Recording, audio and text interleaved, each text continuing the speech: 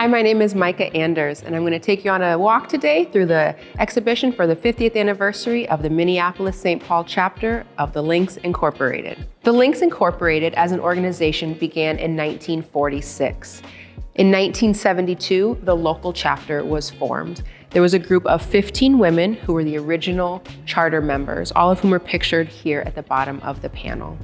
The Lynx Incorporated divides all of their work and all of their service into 5 facets, and the local chapter uses those same 5 facets for all the programming that they do as well. The 5 facets are services to youth, the arts, national trends and services, international trends and services, and the newest facet, which is health and human services. Each facet is represented by a part of the exhibit here in the Landmark Center, but I'll tell you just a little bit about each of the facets before we go to each section. Services to youth was the very first facet, and it really is to equip youth of African ancestry to use their intellect and spirit of achievement to become successful and productive citizens.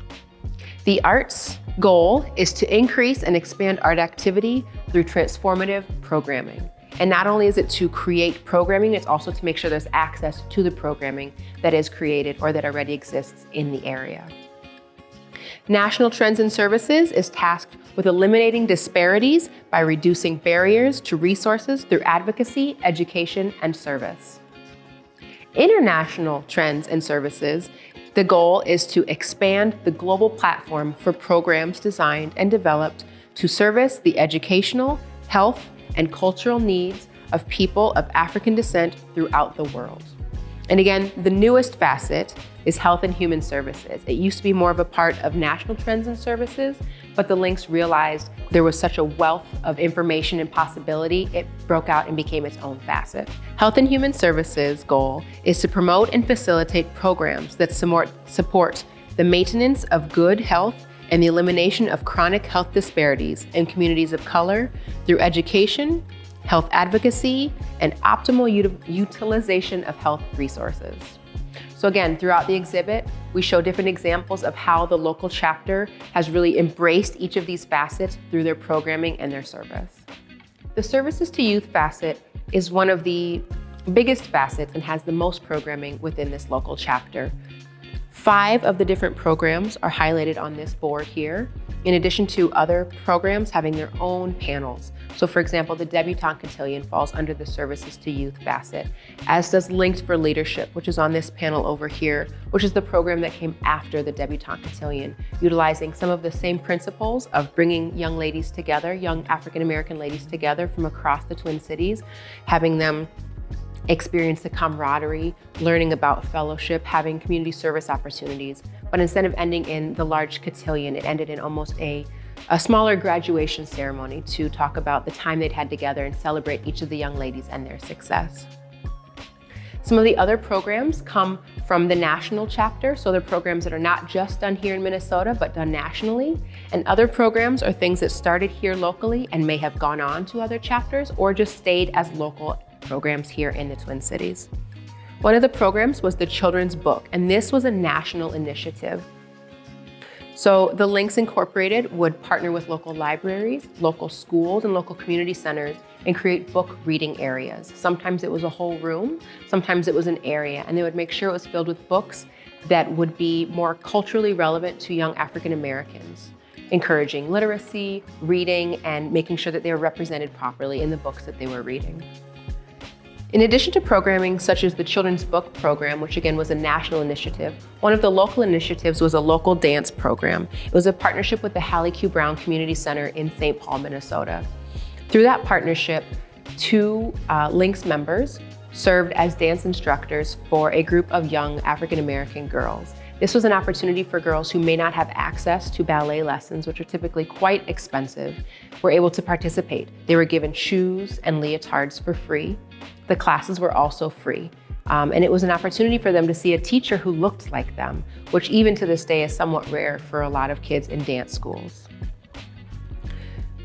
The Lynx also participated annually in toy drives. They partnered with organizations, again, like Hallie Q. Brown, or in Minneapolis, the Phyllis Wheatley Community Center, to bring toys to families at the holiday time. The toy drives sometimes would take place where Lynx members would come together and bring donations. Sometimes the donations were community-based and people from around the community would drop off toys. Some years they even did an adopt a family program where Lynx members were given the name of a family and just a gift list of everything that the family wanted for Christmas. The Lynx would go out and purchase it, wrap it up, and it would be under the tree for those children to receive on Christmas Day. Another program under the Services to Youth facet was the Young Women's Issues Forum. This forum started in 1992 as an expansion of some of the events that took place during the debutante cotillion season. This was able to give more women ages 12, or young women ages 12 to 18, access to some of the experiences that the debutantes got to have. Really well-known, often nationally known, professional African-American women would come to town.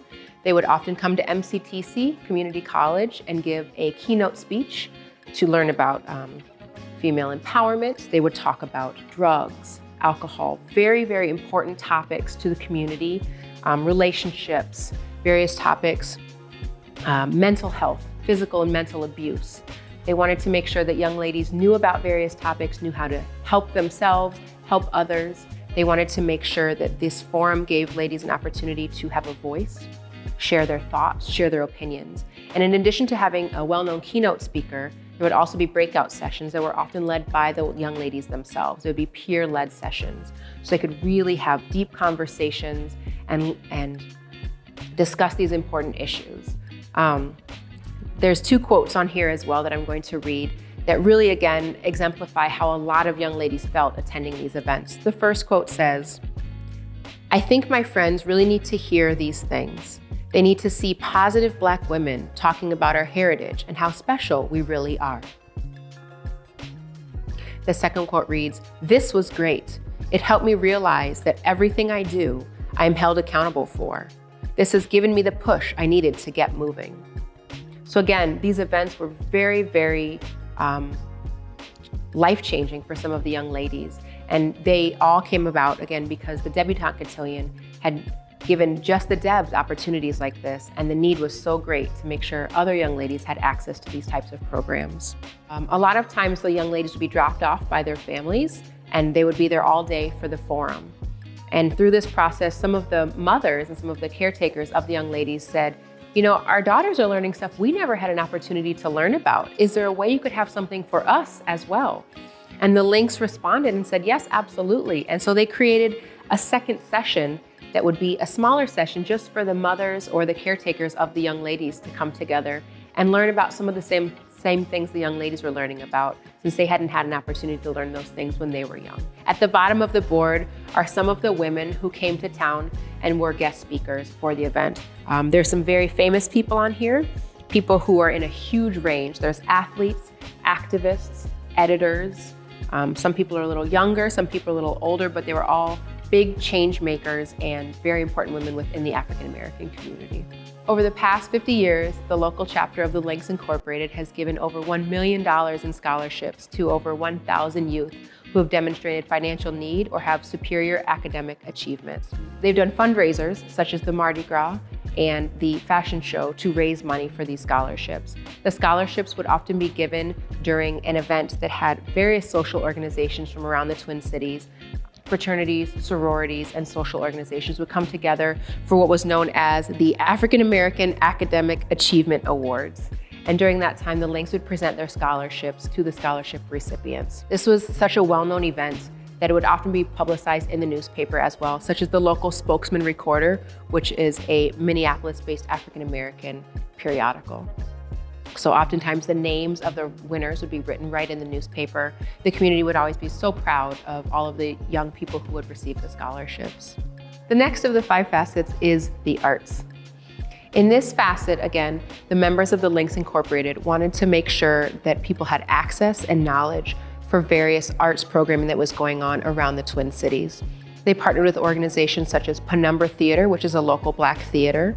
They partnered with various museums, the Wiseman, the Walker, the Minneapolis Institute of Arts, to make sure that if they had programming that was relevant to the Black experience, that various members of community could go. They would bring children in for field trips to make sure that they were able to see different programs. There was a program at the Children's Theater for a play called Amazing Grace, and They brought children in to watch the play and give them that experience.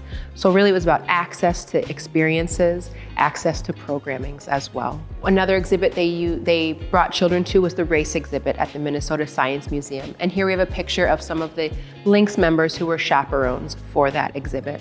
Another exhibit was Africa exhibit at the Science Museum. And often the Lynx would work and partner with the organizations such as the Science Museum to have receptions where not only children but other prominent members of the Black community could come together in fellowship and meet with the directors or meet with the visiting artists who were putting together the exhibit. It would be a semi-private reception. One of the newest exhibits or projects that the Lynx is doing with the 5 facets, or the arts facet, is the Pandemic Art Contest.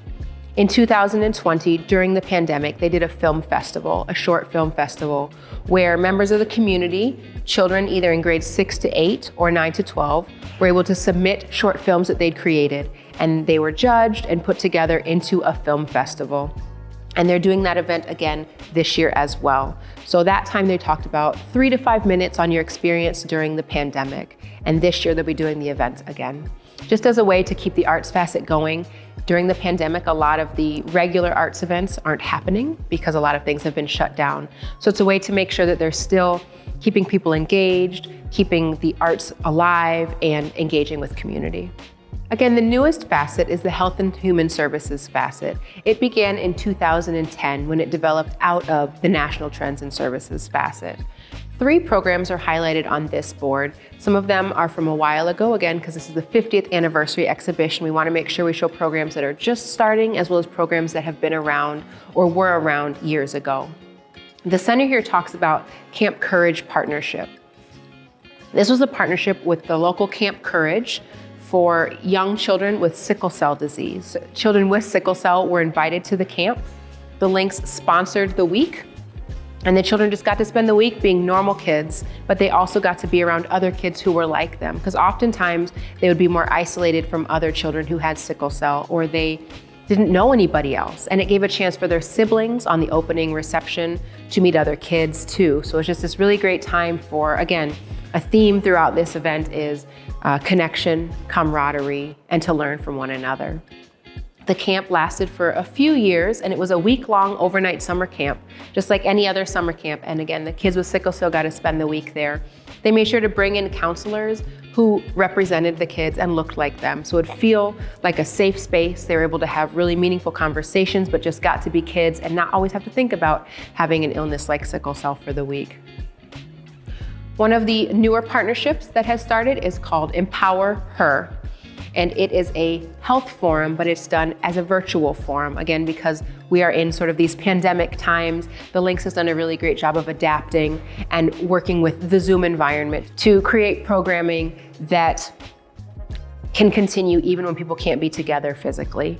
So Empower Her was done during February, which is National Heart Health Awareness Month, to talk about heart health for all, but specifically heart health for women, and ways to recognize warning signs, ways to stay safe, strengthen your heart and your heart health. At the bottom of the exhibit here, it talks about a partnership with a few different local social service organizations for an event called Kids Mask Up Day. And the Lynx members themselves went out to participate in this event, and each child was given a stuffed animal which had a mask on its face that was actually a kid-sized mask. And the children were able to take those masks, put them on their own faces, learn how to wear masks properly, have fun, have a fun day while learning about masks and the importance of mask safety. So the next facet is National Trends and Services. And the panel here shows just a few of the various events that the Lynx has done under this facet. A very important event that they've done for many years, again, is voter education and the Get Out the Vote. Here's a photo of Rondo Day celebration when a group of the Lynx would come together and make sure people had access to register to vote. There were events to give parents education as well. So this program goes back to the 1980s, 1982 in fact, when groups of parents would come together in the schools. They would meet after school with Lynx members and each other to really learn about ways to advocate for their children. There was a big disparity then, and there still is now, between the education and the treatment of the Black students in the schools and the white students.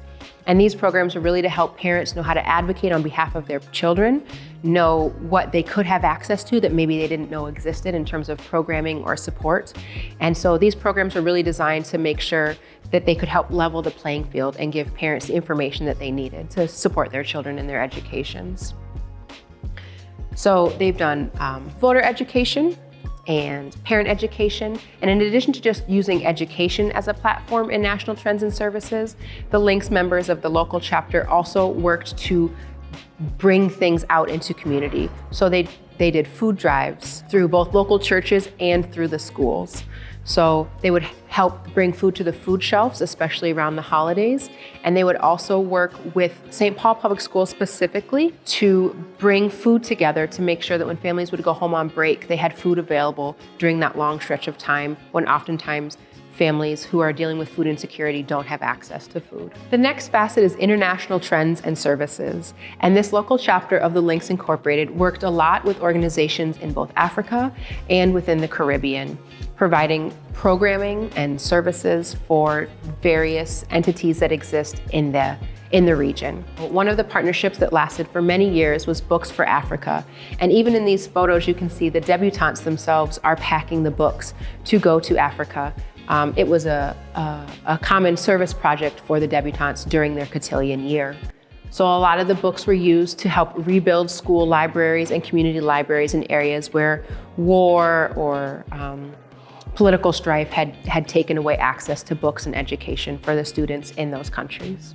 Some of the other projects that the Lynx participated in were Feed My Starving Children, where the Lynx members themselves would go to the facility and pack the food that would be sent off to different countries, especially, like I said, in the Caribbean and in Africa, to make sure that people had access to meals, access to food that was easy to make, healthy and nutritious. Some of the other programs that the Lynx participated in were things like the Mama Kits.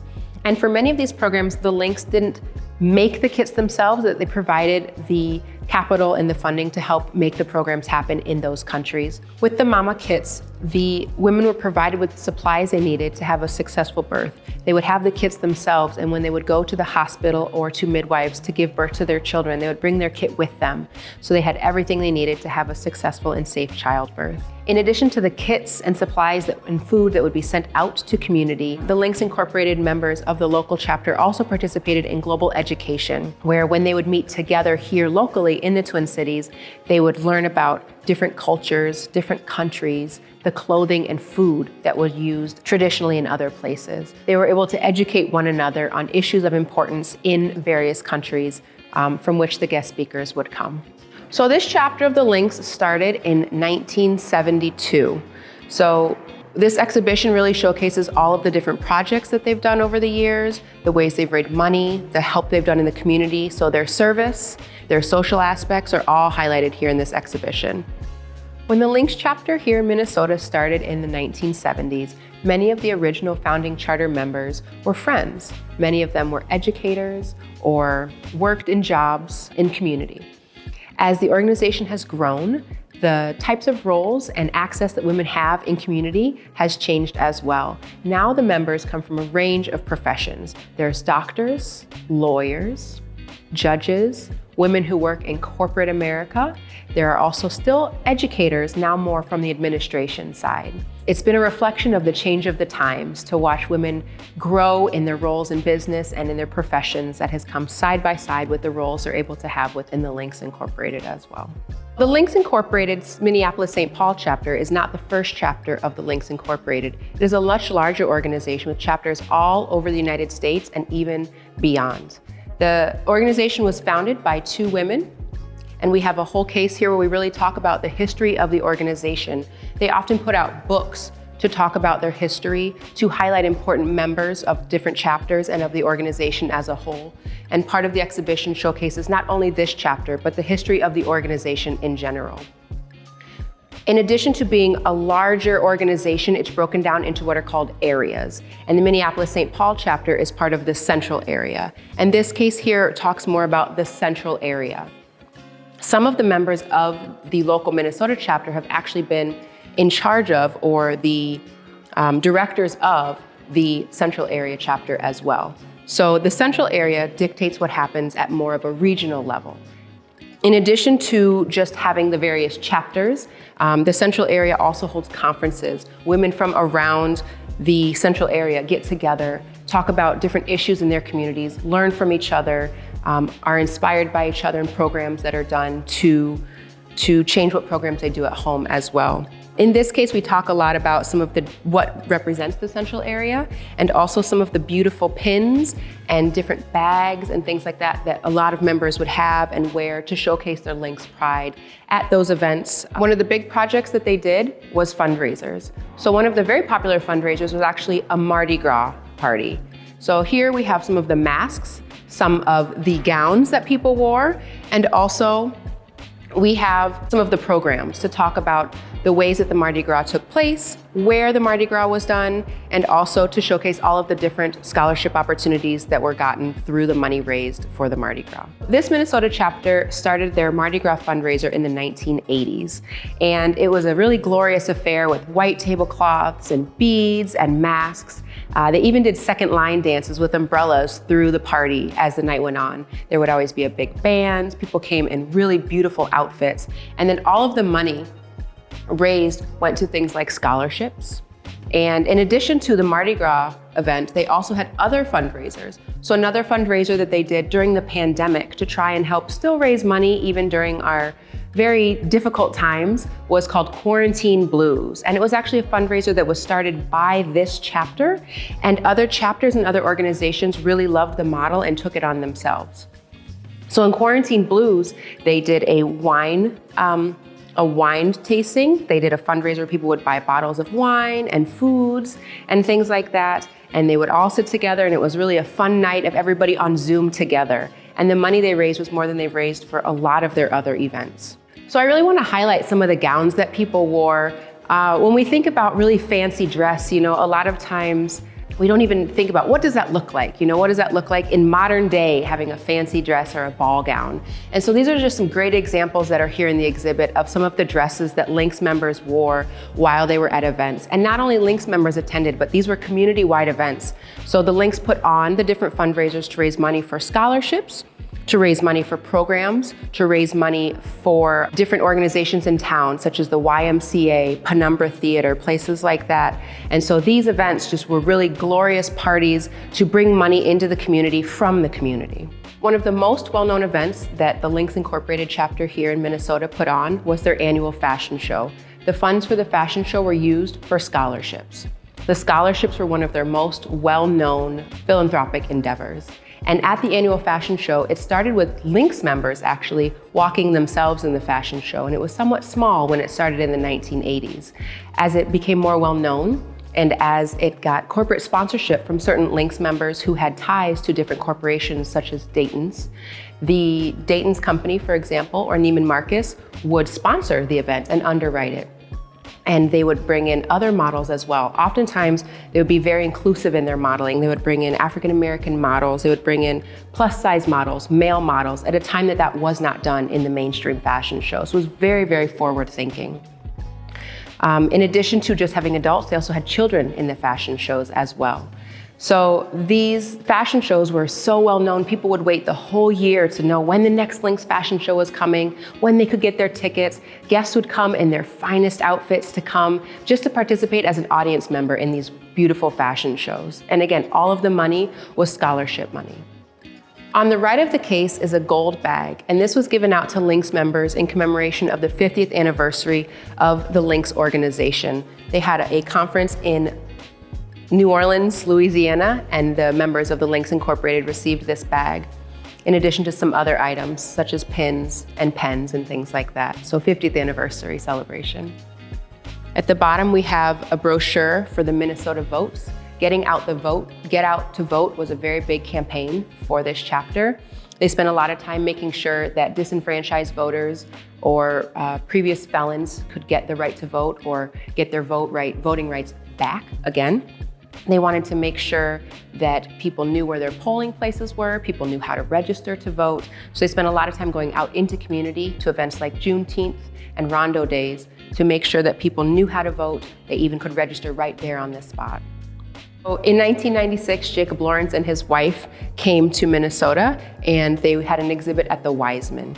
So the Lynx had a reception and a preview for their members as well as other invited guests to meet with Mr. Lawrence and his wife, as well as to see the exhibit at the Wiseman. In addition to arts events and political events, the Lynx also work with children and to make sure that they are invited to and have access to various artistic and scientific programs that are going on in the Twin Cities. So here we have some pictures from the race exhibit when it came to the Minnesota Science Museum. The Lynx worked with the Science Museum to have a session where they were able to bring in children from various organizations, and they chaperoned those children to make sure they had a chance to see that exhibition. Probably the most well-known event that the Minneapolis-St. Paul chapter of the Lynx Incorporated held was their debutante cotillion. The debutante cotillion began at this chapter in 1981, but it was already a well-known part of the Lynx Incorporated as an organization. The debutante cotillion really served as a coming-of-age ceremony for young ladies in the community in their junior and mostly senior years of high school. The young women would get together for 6 to 8 months before the cotillion. They would work on service learning. They would come together to learn about career skills. They would learn about etiquette skills. They would spend time in mother-daughter teas. They would learn dancing skills because there was a father-daughter dance during the cotillion itself. During that time, a lot of the young women who came from predominantly white schools would have a chance to be around other young African-American women and other African-American professional women and get to know each other and be in a safe shared space to really talk about common experiences and things that maybe they couldn't talk about in other circles at school. So in the exhibit, we have been very fortunate to get donations from various past cotillion attendees. We have some of the cotillion deb books, as they're called, debutante yearbooks. So every year there would be a book that was published along with the cotillion. It would have a picture of each of the debutantes. It would have a little bit about who they are, who their parents are, who their escort was, because each young lady had a young man who escorted them to the dance. And would talk about how they're doing in school, what their activities are, and what their plans are for the future. It's interesting to see one of the young ladies featured here talks about what she's going to be when she gets older, and she did end up becoming exactly who she thought she would be. So it's very neat to kind of get a sense of who you think you're going to be in high school and who you become when you get older. So this was a very formal event with very formal programs, white gloves, simple pearl necklace, and all of the debutantes wore a beautiful long white gown. 2 of the gowns actually are here in the exhibition. Each girl was able to have a little bit of their own personality come through in the dress that they chose, but there were very specific standards on how their dress could look to make sure everybody was very uniform, and any things like income disparities could not be shown through the different dresses that everybody wore. Everybody became very equal and got to experience just a magical night together. There's 2 very powerful quotes on the panel about the debutante cotillion that I'm going to read for you. These quotes were selected not because of their singularity, but because the experiences written about are so relevant to so many of the debutantes. The first quote is by Elisha Miner, who was class of 2008. She said, "I was one of 4 Black students at my school. This was a corrective experience for me.